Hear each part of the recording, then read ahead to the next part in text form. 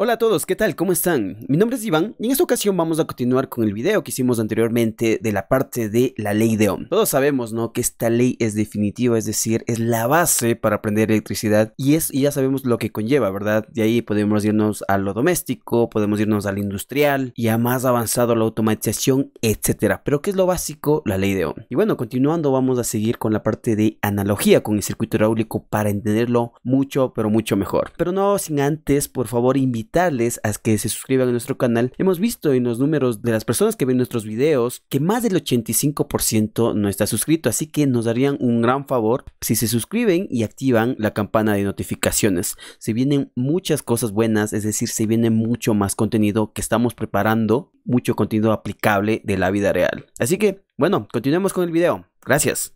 Ahora, ¿qué pasa cuando el voltaje, o en este caso continuando con la analogía entre el circuito eléctrico y el hidráulico? ¿Qué pasa si la columna de agua, en este caso vemos que es la misma, ¿verdad?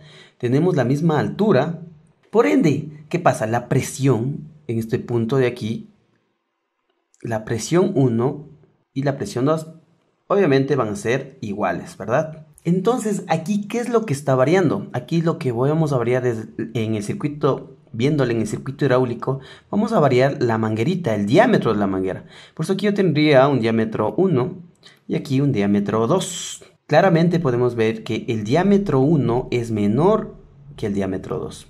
Por ende, al paso de agua, ¿cuál va a oponerse más? Va a oponerse esta, ¿verdad? Porque la manguerita está mucho más delgada. Y esta de acá se va a oponer menos. Entonces, cuando abrimos estas llaves de acá, hay una misma presión, pero la manguera 1 ofrece más resistencia, por ende el flujo de agua es poco, vemos que el caudal está poco. En cambio, en el otro, al momento de abrir las llaves, esta manguera ofrece menos resistencia. ¿Por qué? Porque tiene más diámetro, es más gruesa, entonces vemos que el agua sale bastante.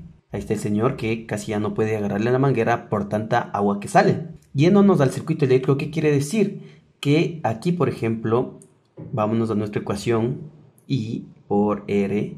En el video anterior vimos que si es que variábamos el voltaje, ¿sí?, manteníamos fijo. ¿Qué pasaba con la intensidad? Subía y bajaba, manteniéndole la resistencia, es decir, la manguera fija. En este caso, ¿qué es lo que mantenemos fijo? Mantenemos fijo lo que es el voltaje aquí ahorita. El voltaje está fijo, entonces, ¿qué pasa? Si yo subo la resistencia, es decir, yendo al circuito hidráulico, si yo pongo una manguerita más delgada y el voltaje es el mismo, ¿qué pasa? Si yo subo esta resistencia, en este caso, la corriente va a bajar.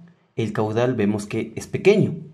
Bajo la resistencia, ¿qué pasa? Si yo pongo una manguera mucho más gruesa, el caudal de agua va a ser mayor, por ende, yendo a la parte eléctrica, la corriente se eleva. Vamos a ver nuestra simulación, la que vimos en el otro video, para entenderlo igual mucho mejor. Aquí tenemos, ¿verdad? Como en el video anterior, voltaje es igual a I por R. En el anterior video vimos que la resistencia se mantenía fija y el voltaje variaba. En este caso va a mantenerse el voltaje fijo y la resistencia va a variar. Ahorita tenemos 4.5 voltios a 500 ohmios, nos da una corriente de 9 miliamperios. Ahora, si subo la resistencia, vemos que sube. Si yo subí la resistencia a 1000 ohmios, ¿qué pasa con la corriente? Bajó, ¿verdad? ¿Sí?